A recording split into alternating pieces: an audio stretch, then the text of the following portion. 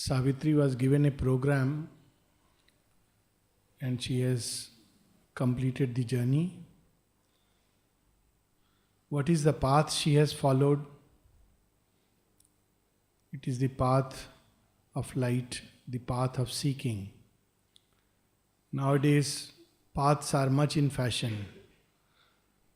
People are more interested in the path than in the goal, more interested in the technique and the process than where they are leading. It's like buying a ticket for a train which looks good and which has many passengers and is much advertised, not knowing where you have to go. But as we see in Savitri, what really leads her is the seeking. If that is missing, it doesn't matter what path one is following. And if that is there, then again it doesn't matter what path one is following. Because the divine is found on every path. So she was given a program and she goes straight into it. In mother's own physical life, we know that she says that as she turned 21, she made a wish that I want to realize the divine. And before that also, she was having many experiences, and I am not going into that. And she says before the end of the year, she had completed it, she had realized it. Then she read the Gita. She was handed over some translation of the French translation of the Gita and a very poor translation. But this she understood that Krishna represents the immanent divine. And again she had realized it very soon. Then later on, we read about the experience of the awakening of the centers, something which in Raj Yoga, Kundalini Yoga is an aspect of that. When she read a translation on Raj Yoga by Swami Vivekananda, she said, oh, there is somebody who could explain it. She had not practiced it with that idea in mind that I am doing this path, that path, and then cults form and there is competition, whose cult has more following. All this has nothing to do with yoga.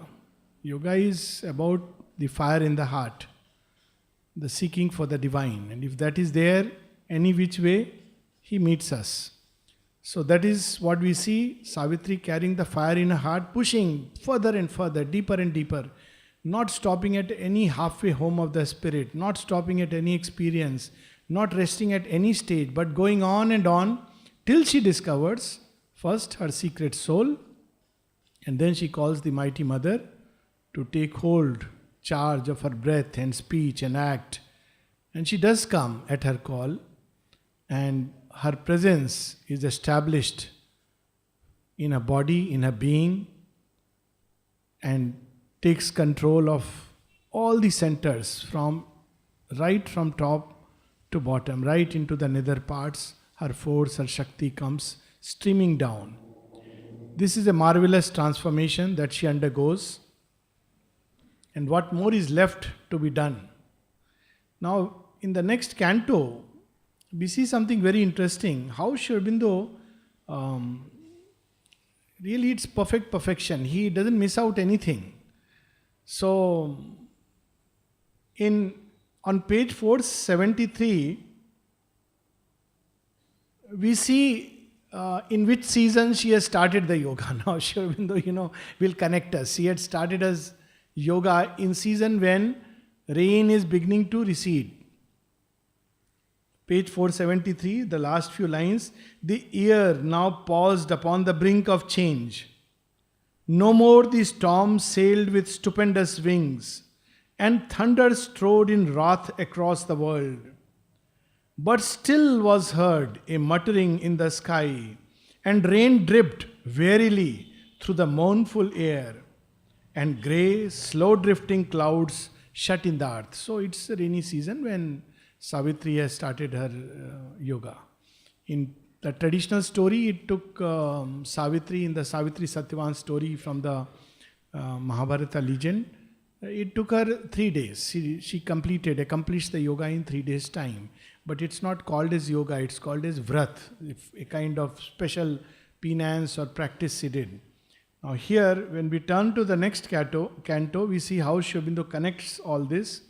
532, he connects it in real time now. Canto 6, Nirvana and the discovery of the all-negating absolute. Now Sri Aurobindo starts with describing the season. A calm, slow sun looked down from tranquil heavens. Rain has almost gone. It started when, the rain is in the last phase. Now rains are almost gone. And the first brush with autumn is beginning. A routed, sullen rearguard of retreat. The last rains had fled, murmuring across the woods. Or failed, a sibilant whisper mid the leaves, and the great blue enchantment of the sky recovered the deep rapture of its smile. How beautifully in everything Sri Aurobindo brings the perfection. He doesn't miss out that the fact that yoga is taking place in real time. And she had started when the rains were about to retreat, the last phase of rainy season. Yet there was thunder, there were clouds, there was rain. And now they have retreated. And what comes? The blue heaven smile. So beautiful and so symbolic of her inner life. Its mellow splendor unstressed by storm-licked heats. So now summer has not yet come and rains have gone. Sri Aurobindo so beautifully unstressed by storm-licked heats, found room for a luxury of warm, mild days. This state of the soul, tranquil, clear, free, is being described through the play of seasons. The night's gold treasure of autumnal moons came floating, shipped through ripples of fairy air. So this is the outer season, and this is also the season of her soul, inner being, state of her inner being. And Savitri's life was glad, fulfilled like earth's. She had found herself. She knew her being's aim. She has discovered her soul. A natural question arises, what does such a person who has found the soul and who is having all these centers opened and blooming? Again, as I said, many questions which were left half answered in the Gita, Sri Aurobindo brings them to fullness. Arjuna has asked this question. What does such a person, how does he look like? What does he speak? How does he, dress up? How does he walk? Does he look like somebody special? Imagine with even 1/10 of experiences of this kind, people would, suddenly go gaga over who they are and what they are, and there will be big posters in the cities. Swamiji so-and-so is now coming, His Holiness, who has realized his soul and, who has had the Kundalini experience. But look at Savitri. She has had such marvelous experiences. Are these experiences connected with life, or do they disconnect her with life? Because Sri Aurobindo speaks of all life is yoga, which we referred to yesterday. Now it begins in the true sense. Although her kingdom of marvelous change within remained unspoken in her secret breast, all that lived round her felt its magic's charm. She doesn't tell anyone, she doesn't have to say anyone, but everyone around feels some difference. That story of mother when she was in Japan, and I think it was Ohara or Kobayashi who went to listen to one of the lectures from someone who had come all the way from India to give a lecture on yoga, probably the Gita or something on yoga. So he says that while I went to see the lecture, my gaze fell on mother. Of course, she was not known as mother. And she had come in the audience, and he says, I just couldn't move my eyes from her. She was, so much sweetness was radiating around her. He didn't know. They didn't know that, who she is, what she has discovered, what she has realized. She had already by then was far, far ahead. And that's how they came to know each other. And so beautifully, he later on went on to describe that, you people know her as the mother. We knew her just as a friend. We were so close to the heart of the volcano. How could we know what is hiding there? We were so close. You people know, but for us, she was a wonderful friend. Someone on whom we could just trust. That's how they knew her. She was hiding it, safeguarding, not like making a show out of it. Or now onwards, I will only, eat one meal a day, wear a particular kind of dress, because I am now such a realized being. Look at what realized beings can be and should be. It's a lesson for every one of us. The trees, rustling voices told it to the winds, not only human beings. In fact, they are the last to respond. Mother speaks of that. The inanimate world, the trees, the plants, they know about it. And we have so many stories of the mother when vegetables would tell her, come, pick us, we are ready. Flowers will speak to her, their language. Even frogs responded. That famous story when in one of the cathedrals she was playing a piano, not cathedral, in Algeria. She was playing the piano and suddenly she was lost in that reverie, and suddenly when she opens her eyes, she sees a little frog and he is all wrapped in attention, and then he begins to croak as if, like all of us trying to, something of the Divine Mother's. In cathedral, there was another experience where she was lost, and suddenly when she came out, people burst into a spontaneous applause. That was a different experience. So they responded, they felt, because inanimate world and the pre-human world, the animals, the plants, they immediately receive. Even one of the places, Mother says that it is these beings who will receive first. But they cannot become supramentalized, it's a different thing. And when I see all the dogs around the ashram, I feel, yes, they are very receptive. They are all the time sleeping as if they have dosed with mother's force, And sometimes it's strange sights. Human beings also undergo some change. They are giving one day I saw one couple giving massage to the dog's feet and everything. And I said, my God, what a lucky dog to be here. And most of the time they are, the word which I can use is chit. As if they have taken some drugs and they are absolutely.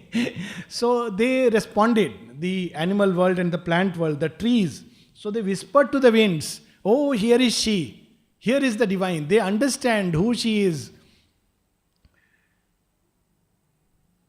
Flowers spoke in ardent hues and unknown joy. The birds caroling became a canticle. The beasts forgot their strife and lived at ease. Mother says at one point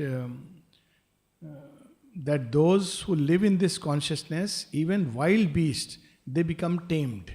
And then she puts it very nicely, the tiger does not attack the yogi. And of course, this we know also in the life of another great saint in Tiruvannamalai, Raman Maharishi, nearby, how many of these wild beasts, they lost their ferocity.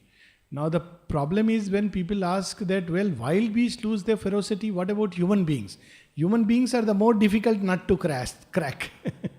Wild beasts are easier.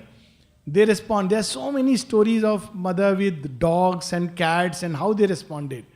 Cats knew that when babies are born, they should be put at mother's feet. But human beings worry.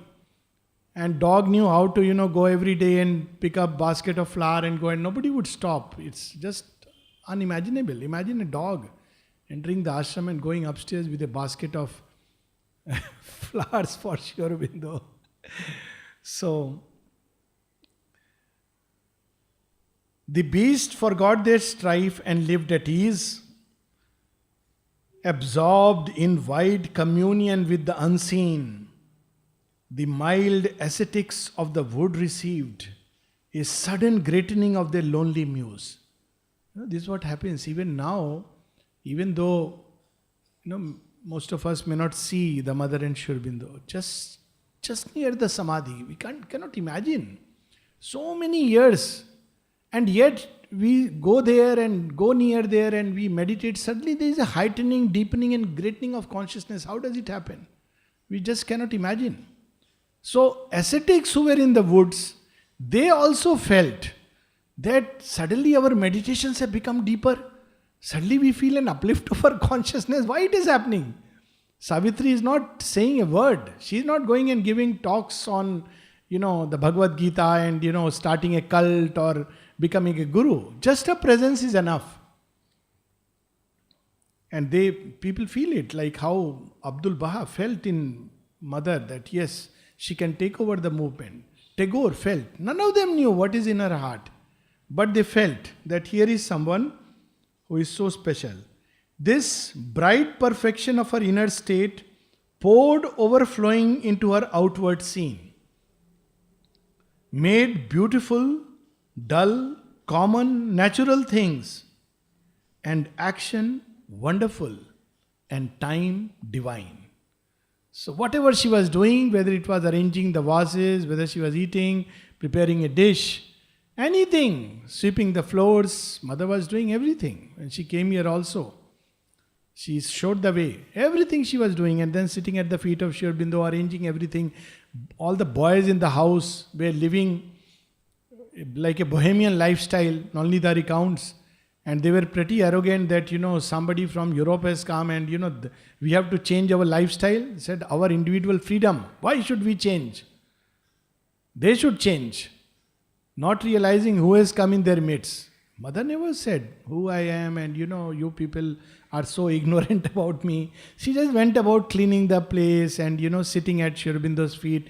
Then they felt, look, she's sitting at his feet and we are sitting right onto the chair, sometimes putting our feet right in front of him. So they began to change after seeing her. So this was the way she showed the way. So here also we see this common natural things. So it's not that such a realized person starts shunning life. Even the smallest acts becomes divine. Even the smallest, meanest work became a sweet or glad and glorious sacrament, an offering to the self of the great world, or a service to the one in each and all. And when we read those stories, how Sri Aurobindo would take out the bones from a fish so that he could feed to the cat, it's unimaginable. The Lord of the worlds would not shun any such activity. And so the Divine Mother, smallest of things, how she has taught even how to wipe the plate. Because in that state of yoga, Sri Aurobindo would say this in the Life Divine, Samam Brahm. There is nothing like this is a high work, this is a low work, this is something great, this is something not worthy of me. All that passes away. So she is living in that state where everything becomes an offering. An offering to the self of the great world, or a service to the one in each and all. Whomever she met, whatever she did, everything became an expression of her inner yogic state. A light invaded all from her being's light. Everything felt uplifted. Suddenly, as if a clarity has come. Just her mere company, just sitting near her, made everything lifted up and clear and glad. Her heartbeats dance, communicated bliss. So just to be near her, later on we would read these marvelous lines. To be near her drew a high communion's force. How just being near her was a great felicity. And look at these lines. Happiness grew happier, shared with her by her touch, and grief some solace found when she drew near. So whatever we can imagine human happiness, it is heightened by the divine touch. I remember long back someone was asked, when we do sadhana, we become serious, isn't it? Because the man was very serious. So this person very beautifully said, actually you feel lot of delight inside. So he said, no, but if we are doing a very serious sadhana, then what happens? So he replied very nicely. He said, then you feel even more delight. One of the beautiful one-liner answers.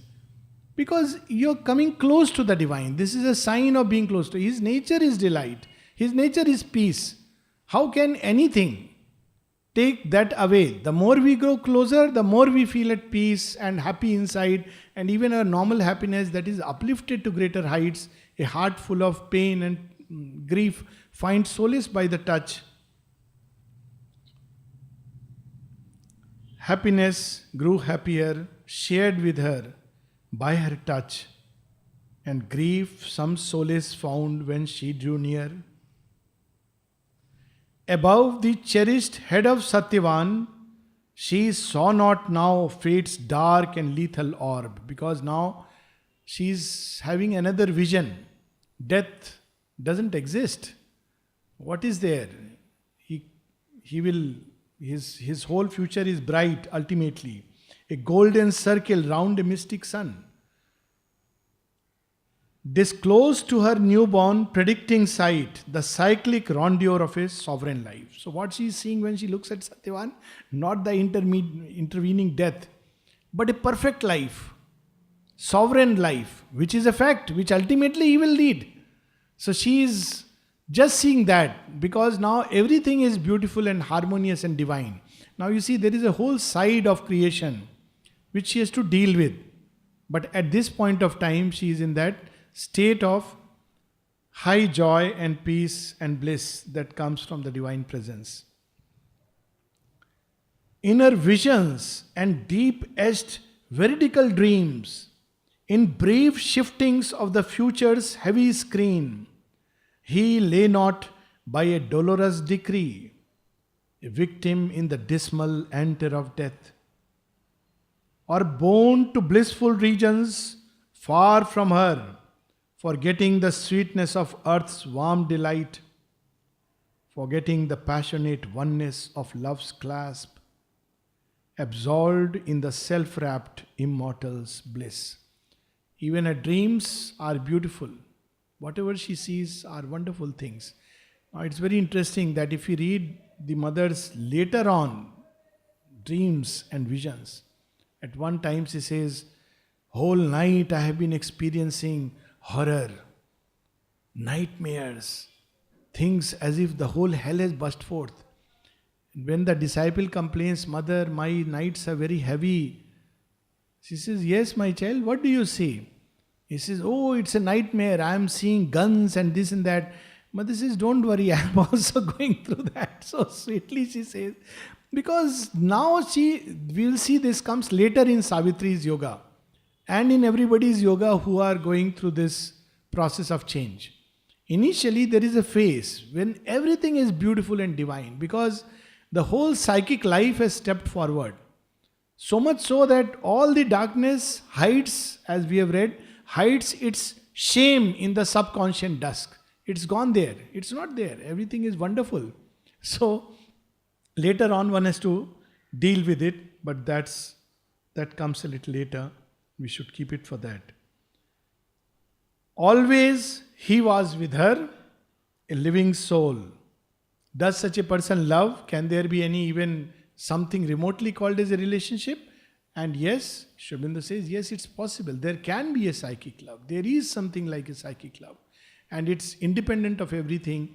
But of course, Sri Aurobindo also cautioned that don't start believing that all, then, the difficulty was when Sri Aurobindo wrote about it, then people started believing that whatever they are experiencing is psychic love and it's spiritual mate, and he would caution, think about it 50 times before speaking of this. One has to be in this state, realize the secret soul, experience the divine presence within. Then only one can speak about these things, and not when one is just, moving on the path as a novice. So always when we read these lines, we should put, a divine disclaimer. This act is performed by those who are experts. So she is divine. She has realized that divinity. But for us, it's good to remember that we are on the path and keep straight to it. So it's a good word of caution. But here, Look how beautifully, at least there is a possibility. The beauty of it is that yes, divine life does not exclude humanity, it uplifts and transforms humanity. That will come right up to the end. Even at the end, when Satyavan returns back and she says, all now is changed, all is yet the same. Heaven loves fulfills, but cancels not the earth. So, this is the final word. And Sri Aurobindo speaks of that even in his last essays in 1949, 1950, which are published in a series of essays called the Supramental Manifestations. They were published in the Bulletin, where Sri Aurobindo says that yes, it's possible and it's one day it shall be like that. But then there is the path and one has to understand. So here, Savitri is now fully conscious. And we have these stories even in our Indian myths. One of the story which comes to my mind is of Shikhidhwaj and Chudala. Chudala at a young age has realized herself, 18-year-old. And she is a yogini and she is extremely beautiful. And Prince Shikhidhwaj is attracted to her not because of her inner fire but because of her outer charm and beauty. And he proposes to marry her. She knows that he is attracted only to my beauty, but she says, actually she has realized that self. She knows that he is marked out for some great work and so she gets married. And he is just absorbed and lost in her outer being and nothing else. Then a time comes when, because he is in contact with such a person, that he starts feeling vairagya. And he says that, look, I want to take vairagya, I am now fed up, what this worldly pleasures, pursuits, so I want to walk into the forest. So Chudala says, yes, okay, fine, you walk into the forest, because he knows the whole path of yoga. So he walks into the forest and she runs the kingdom. Then many years pass and then she thinks, now the time has come, this man must know what is the real secret, because he doesn't know the secret. He feels he knows only two things, either an indulgent life or an ascetic withdrawal. This is how we understand spiritual life, a division. Either one is indulgent or one lives the life of an ascetic. Or at most a middle path, so-called compromise, a little bit of this, a little bit of that. But to live divinely, and repeatedly Mother says that one of the problems, he says even here among the disciples, one of the big problems which everybody had was that they would understand everything, but not that there is a way to live divinely, to live freely. That is beyond conceptions. Man doesn't accept, doesn't understand. It comes back again and again to the same old story of asceticism. Inner life has nothing to do with outer life. So he goes into the forest. So after many years, Chudala just goes when he's on the verge, he's despairing that I am not able to realize. And she's already realized without any of these things. So she goes there and there's a very nice dialogue where she asks him, what are you sitting here for? He says, I want to realize that highest truth. He said, oh, so what are you doing for it? He said, I have left my kingdom. He says, but that was not yours, so it doesn't really count much in God's eyes. It's just that you have got free of an illusion that it was yours. It never was yours, but you still seem to be carrying the illusion that I left my kingdom. It never was yours. So then he thinks, he says, what have I renounced? Then he says, well, I have renounced my family, my wife. And he says, oh, you thought they are yours? So again, he doesn't know what to do. So he says, you know what, I don't stay at one place. Things like that. It's a whole dialogue. Then he says, no, none of these things are yours. So he says, now I understand. I have to renounce myself. So I will jump from this cliff. So he is about to commit that absurdity. And Chudala stops him. He says, you are doing all these things, but you cannot renounce your ego self. You still feel this body is yours. So suddenly he has an illumination because he is ready. Not that this dialogue will lead to illumination in anybody's mind, but because he is ready. So he has suddenly the illumination, oh my God, all these years I was following it all the wrong way. The real thing is here. The problem was inside me. It was not outside. It was not in people. It was not in circumstances, situations, kingdom or anything. It was all the time here and I was carrying it. And Mother says in one of the prayers, even if one were to withdraw far away, even in a desert, one will still meet the obstacles because they are inside. There is no obstacle outside. So here we see Savitri in a state of that realization is still leading a life which to all outward appearance would look like a normal life. Always he was with her, a living soul that met her eyes with close, enamored eyes. A living body near to her body's joy, even more specific. Nothing even of the physical joy and intimacy is lost. That nearness, it's not just that, okay, there is an inner nearness, soul to soul communion. No, we now, after reading it, one understands what is love of Radha and Krishna, love of Rama and Sita. What kind of love that is? Of course, Savitri and Satyavan, Ruru and Pramadwara. Sri Aurobindo has uplifted love to what heights? So she is realized, and yet she is able to lead a life perfectly free and perfectly divine. But then, very interestingly, Sri Aurobindo puts it, Satyavan is in the hut, in the same place, in the woods, because she has come there, she is living there. But how Satyavan's life is undergoing a change. And Sri Aurobindo has his own andaz. But now, no longer in these great wild woods, in kinship with the days of bird and beast, and leveled to the bareness of earth's brown breast, but mid the thinking, high-built lives of men, in tapestried chambers and on crystal floors, in armored town or garden pleasure walks, even in distance closer than her thoughts, body to body near, soul near to soul, moving as if by a common breath and will, they were tied in the single circling of their days. Now, what Sri Aurobindo is basically saying in human terms, they spoke to each other. They were not living all the time in a state of, okay, now they are both sadhaks, so they are meditating all the time. She is sharing the life of kingdom, what it was like in the palace. And when she is sharing, he is living those lives. The pleasure walks in the garden, the life in the castle, the rich tapestries walls. She is sharing everything. There is nothing which is left unshared with Satyavan. And as he is sharing, as she is sharing these things, he is experiencing those truths. So Sri Aurobindo says now, no longer he is in these wild woods, but he is in those tapestried walls and palaces and rich places where Savitri has once been. We'll read it again with this background. But now, no longer in these great wild woods, in kinship with the days of bird and beast, and leveled to the bareness of earth's brown breast, but mid the thinking, high-built lives of men, in tapestried chambers and on crystal floors, in armored town or gardened pleasure walks, even in distance closer than her thoughts, body to body near, soul near to soul, moving as if by a common breath and will, they were tied in the single circling of their days, together by love's unseen atmosphere, inseparable like the earth and sky. How beautiful this is.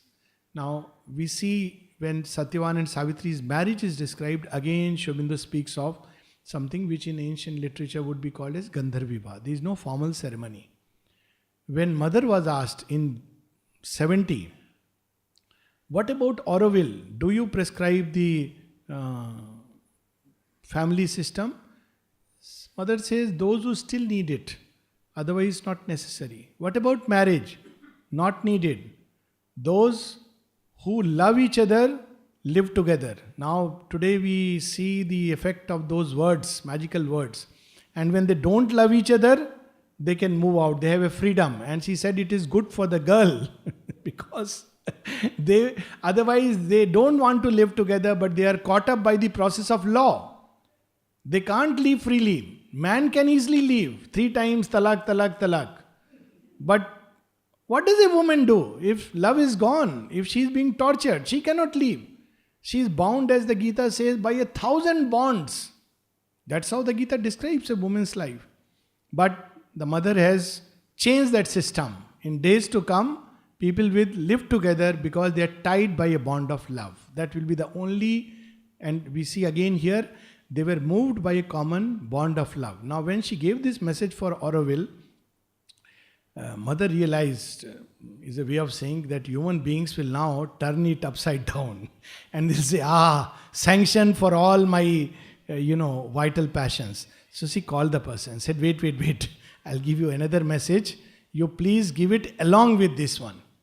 So there she gives the message of the secret of a lasting union. Now this message, I don't know now whether it's given or not, but for a long time was given from the ashram. When people got married, they got this message. That what is the secret of a lasting union? To be not just being together. She says that is important. Then to be united in common sensations. She says it's good, but not enough. To be united in common interest. Very good, not enough. To be united in thoughts. Very good. Indispensable, but not enough. Then she says at the center, at the apex, there burns a fire. To be united in that and around that. To walk the same path to the same goal, at the same pace, holding your hands together.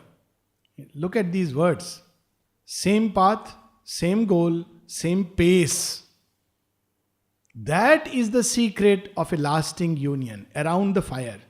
You cannot, fire is at the center, not man's ego or wife's ego or in-laws' ego. If they come in the center, they will burn. Because center is only the fire of aspirations. She says that is the secret of a lasting and eternal union. But obviously this is meant for those who have first of all discovered the inner fire. And we see the same passage now coming here, but in an essential way. What was the love of Savitri and Satyavan? How were they living together? Satyavan totally ignorant of a higher and deeper life, and Savitri fully conscious of the divinity within. Here is what Sri Aurobindo writes. Even in distance closer than our thoughts, body to body near, soul near to soul. Even in distance closer than our thoughts. What can be closer than thoughts? Body to body near, soul near to soul. Moving as if by a common breath and will.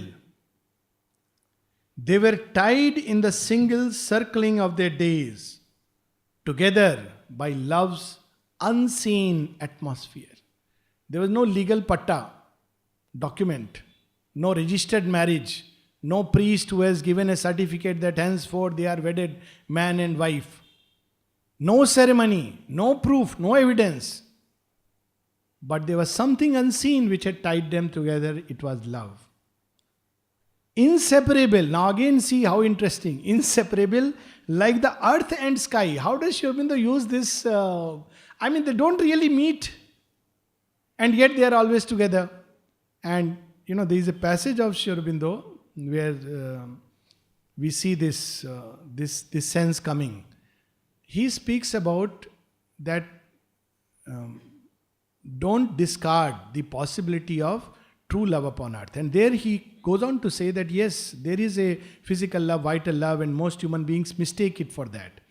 But there is a love which is greater than life and stronger than death. And then he says that say not that the love between Rama and Sita, Ruru and Savitri. Now it's very interesting. Sri Aurobindo doesn't say there, it's in Ishavasya Upanishad, for those who want to go back and cross-check it. Because I read it number of times to see that, why Sri Aurobindo? Because he gives couple of examples where he gives both of them. But with Ruru, he doesn't mention Pramadvara. With Savitri, he doesn't mention Satyavan. Because Savitri and Ruru are great yogis. But Pramadvara and Satyavan are just like an ordinary ignorant mortal. And yet love exists. So Savitri is like that sky pouring herself onto earth. So how beautifully say like the sky and earth. Always together. Always they see each other. Always they know each other. And strive to discover each other endlessly. Thus for a while she trod the golden path. This was the sun before abysmal night. Night will catch up. Because on earth, this love is hated. So when people, speak about, this hate love campaigns come, well, it's a very old story. Death does not like, night does not like anything to do with love, joy, beauty. In India, it was the Asura, which, Mother has said that, which took away from people the sense of beauty. Asceticism turned away from beauty. And there are religions which say that love, joy, anything to do with music, all this is not sacred. It must be banned and banished. Meaning thereby, men's heart must turn cruel and hard. That's why in Savitri we have these marvelous words which will come later, that love must not cease to live upon the earth. Love is man's lien on the absolute. So this is the beauty, and here is Savitri's love. She is treading the sunlit path, the golden path, and yet she has with her a human companion, and she is perfectly able to reconcile. And these lines are not, some people try to just gloss over these lines and say, somebody was telling me once, I was reading some of these lines, and said, oh, very nice, you read them, but mostly when people read Savitri, just pass over these lines. But that is the whole idea. Sri Aurobindo nowhere mentions that, she didn't know. He says she knew herself. She knew her being same. And then Sri Aurobindo brings this together. Now it's amazing. He is showing that there is a possibility of love like of Savitri and Satyavan. And in the beginning itself, in the author's note, he has made it abundantly clear. He says conjugal love conquering death. He doesn't say love conquering death. He even specifies it conjugal love. And Mother speaks of it that yes, human love has that capacity and possibility. Human beings can love truly and divinely because they have a psychic being. It's not possible for the gods to do it. Because gods will do like this, it's like a moment and then they turn away. But human beings, because of the presence of the psychic being, they can love truly. But as I said, please, this is with a big divine disclaimer. So we'll just pause here because now something new will start. What is that night that Savitri will face? Everything is beautiful in her life. She could just continue like this forever and ever. So why should night come? And what is this night? What does it want from her? Why has it come to her? How does it come? So we'll read that maybe 10 minutes after the break.